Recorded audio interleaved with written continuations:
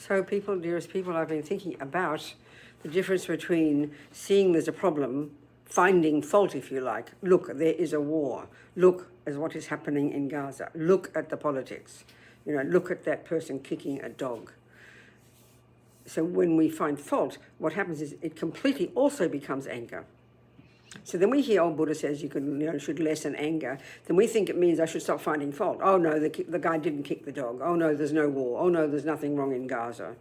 That's throwing the baby out with the bathwater. That's being completely nihilistic, It's not like that. It's much more refined, more precise. So what it is that yes, there's war and suffering. Yes, there's war in this country. Yes, somebody kicked the dog. Yes, there are terrible things happening. So how do we sort it out in our mind? Well, being angry is something that we add on top of the fact he kicked the dog.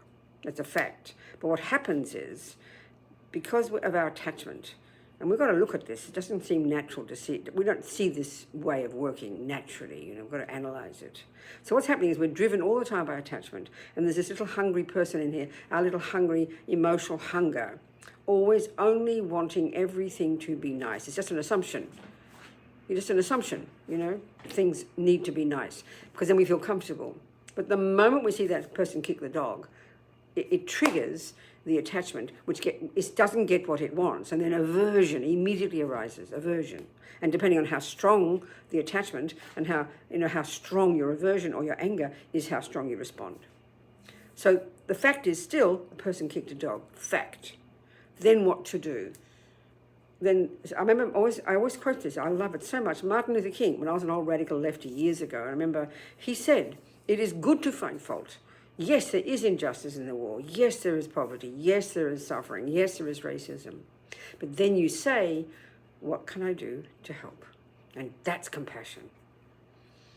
Anger is just panic attack, rising up. How dare this happen? Who does he think he is? This should not be happening. And then we wonder why we suffer. This is why we suffer. This panic-stricken interpretation. This is the cause of our pain.